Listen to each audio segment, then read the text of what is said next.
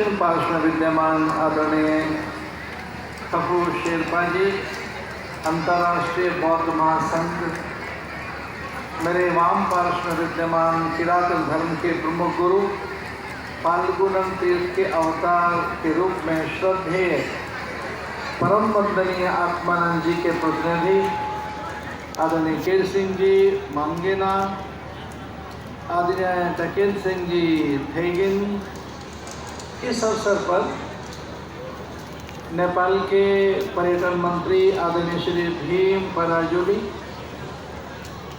आदरणीय वेणुगोपाल मुद्रा जी सह संयोजक सनातन सम्मेलन, महेंद्र जाजू जी स्वागत अध्यक्ष सनातन सम्मेलन, आदरणीय सियाराम रैनियाल संभाग संघ चालक। इस अवसर पर नेपाल के राष्ट्रीय संघ चालक आदरणीय श्रद्धेय कल्याण कुमार तिमसेना जी, विश्व हिंदू परिषद नेपाल के अध्यक्ष आदरणीय पुरुषोत्तम भंडारी जी,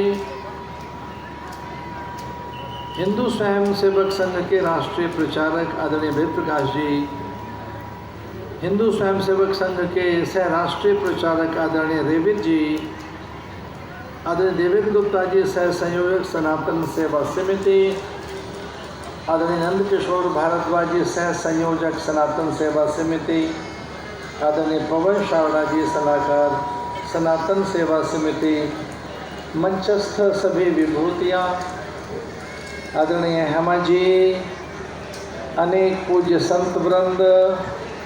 इस अवसर पर विश्व हिंदू परिषद और हिंदू स्वयं सेवक संघ द्वारा संचालित या विद्यालयों की राष्ट्रीय उपाध्यक्षा आदरणीय ज्योत्सना जी, अनेक पूज्य संत वृंद और नेपाल धरती के आप सभी भिन्न भिन्न वर्ग मत पंथ संप्रदाय, विशेषकर किरात बौद्ध और सनातन जगत से आए आप सभी आदरणीय बंधुओं भगिनियों, नेपाल का सांस्कृतिक वैभव, यहाँ की आध्यात्मिक आभा, यहाँ की धार्मिक विविधता से पूरा विश्व परिचित है। एकमात्र नेपाल ऐसा देश है जिसे पूरा संसार हिंदू राष्ट्र के रूप में जानता है।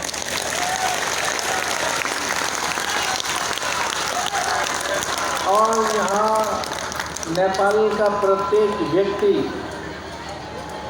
एक जीवंत देवता के रूप में स्थापित है। एक बहुत बड़ा सत्य यह है कि भारत और विशेषकर सनातन धर्मावलंबी जहाँ जहाँ हैं पूरे संसार में, वे नेपाल के व्यक्ति में देवता का दर्शन करते हैं। एकमात्र देश ऐसा है जहाँ जीवित कुमारी के दर्शन होते हैं।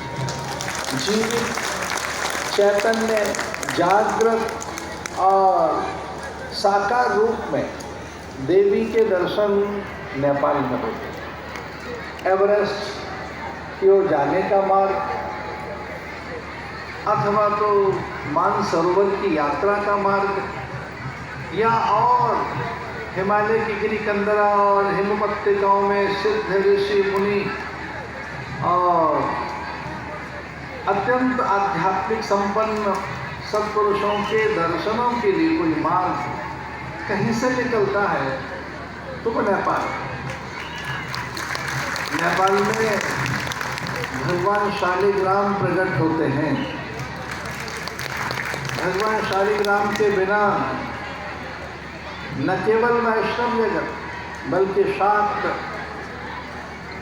शैव, गाणपत्य, सौर उपासक और जितने भी मत पंथ संप्रदाय हैं अथवा तो सनातन धर्मावलंबियों की प्राण सत्ता के रूप में भगवान शालिग्राम मुक्तिनाथ में प्रकट होते हैं।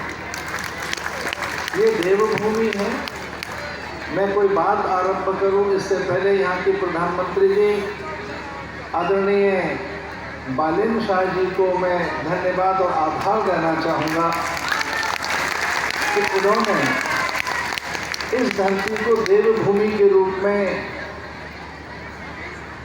ख्यात करने के लिए, विश्व भर में उसे स्थापित करने के लिए, विशेषकर नेपाली मन मानस चित्त चेतना गति मति गुण धर्म प्रकृति और नेपाली मन में और नेपाली के अंतःकरण में ये बात स्वीकृत हो और फिर पूरा संसार जाने ये बात कि नेपाल देवभूमि है।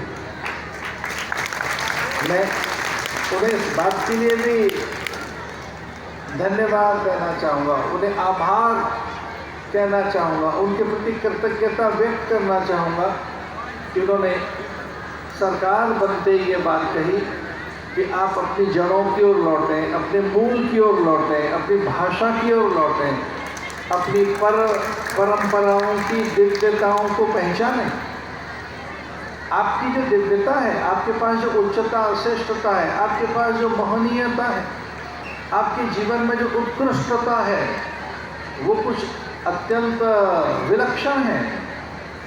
आप कुछ अलग हैं, भिन्न है। जो सांस्कृतिक वैविध्यता, एक अलग प्रकार की यहाँ आध्यात्मिक आभाओं से उज्जीवित एक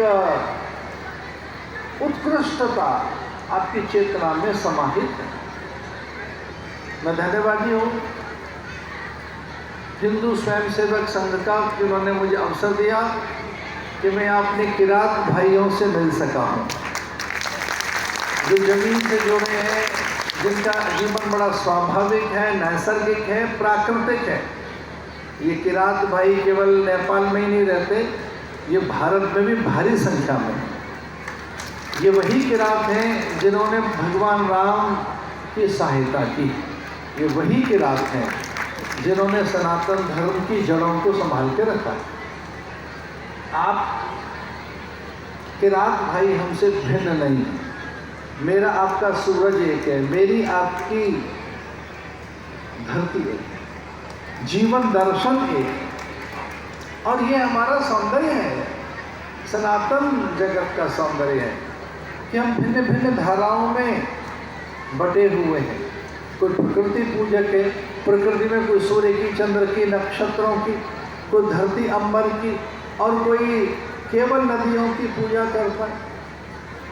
सनातन धर्म का एक बड़ा सौंदर्य है कि किन्हीं की देवी नदियां हैं। एक बहुत बड़ा संप्रदाय है और वह संप्रदाय है शुद्धाद्वैत वल्लभ संप्रदाय। उस वल्लभ संप्रदाय की गुरु यमुना है। भारत में कई संप्रदाय ऐसे हैं जिनकी देवी कोशी है, बागमती है, काली है, सरयू है। संसार में कितने ही ऐसे अनेक अनुयायी आपको मिल जाएंगे जिनके देवता वृक्ष हैं, हिमालय है, जिनके कुल देवता में धरती उनकी देवता है। हमारे बौद्ध भाई हमसे भिन्न नहीं है। मैं इस बात के लिए भी अत्यंत आह्लादित हूँ कि मैं आज उस धरती को प्रणाम करने का अवसर प्राप्त कर सका जहाँ भगवान बुद्ध का अवतरण हुआ। और भगवान बुद्ध नारायण के अवतार हैं, ईश्वर के अवतार हैं। सनातन धर्म में भगवान बुद्ध 24 अवतारों में से विशेष 10 अवतारों में से एक हैं। जैसे भगवान राम हैं, जैसे भगवान कृष्ण हैं, वैसे ही करुणा की मूर्ति भगवान बुद्ध है। भगवान बुद्ध सनातन धर्म के उपास्य देव हैं। ये कौन कहता है कि सनातन जगत में बुद्ध का आदर नहीं है? सनातन जगत में बुद्ध का वैसा ही आदर है जितना भगवान नारायण का है, जैसे भगवान महादेव का है, जिस प्रकार से जगदम्बा पराम्बिका राजराजेश्वरी का है, जिस प्रकार से हम गणपति आराधन कर अपनी सारी उपासनाओं को अग्रेसित करते हैं, उसी क्रम में बुद्ध को सनातन जगत कभी नहीं भूला है, कभी नहीं भूला। ये बड़े आनंद की बात है कि बौद्ध किरात हिंदू सम्मेलन के माध्यम से हम अपने पूर्वजों को, अपने ऋषि मुनियों को, अपने मूल को याद कर रहे हैं। ऊर्ध्वमूल अधः शाखः अश्वत्थं प्राहुरव्ययम्। बड़ा आनंद है प्रिय प्रियंका जी, आपने किस ढंग से यहाँ युवकों में, तरुणों में, किशोरियों में, युवतियों में, वृद्धों के भीतर श्रीमद् भगवद गीता के प्रति प्रीति जगाई है। जब 15वें अध्याय का यहाँ पाठ हो रहा था तो उसमें ये बात आई, ऊर्ध्वमूल, हमारा मूल क्या है? ऊर्ध्व अधः शाखः अश्वत्थं प्राहुरव्ययम्। आप कभी अपना वंश वृक्ष बना कर देखें, कभी अपनी फैमिली ट्री बनाइए। फैमिली ट्री में आपके पिताजी ऊपर होंगे, आप नीचे होंगे। भाई पहले पिताजी का नाम लिखेंगे और फिर उनके ऊपर उनके पिताजी का, माता, और उनके ऊपर उनके माता पिता का। तो फैमिली ट्री अगर आप अपना वंश वृक्ष बनाएं तो वंश वृक्ष में आप थोड़े नीचे हैं। पहले आपके पिता हैं, फिर उनके पिता हैं। कोई पूछे आपके पिता के पिता के पिता के पिता का नाम कौन है? ओम पुनंतु पितामह, ओम पुनंतु प्रपितामह, ओम पुनंतु पितामह प्रपितामह पवित्रेण शतायुषः। ऐसा वेद मंत्र है कि हम उनके धन्यवादी हैं जिनकी हम संतान हैं। ओम पुनंतु माम देवजना माम पुनंतु मनसा धिया पुनंतु विश्वा भूतानि जात वेद पुण्य माम। ये वेद मंत्र है। इसका अर्थ है कि आओ शक्ति और सामर्थ्य के लिए, उन्नति और उन्नयन के लिए, उत्कर्ष और उत्थान के लिए, हर आयाम पर सिद्धि और जय के लिए, हर पल की सफलता और विजय के लिए एक बार अपने पूर्वजों को जरूर याद कर लें, जिनसे हम अपने देवताओं को, अपने पितरों को, वो किरात हों, बौद्ध हों, हम कोई भी हों, हम सबके पूर्वज, हम सबका परम पिता एक ही है, एक ही है। हम किसी एक की ही संतानें हैं। पूरी धरती पर योग की चर्चा है और योग सूत्र में लिखा है, वीतराग विषम व चित्तम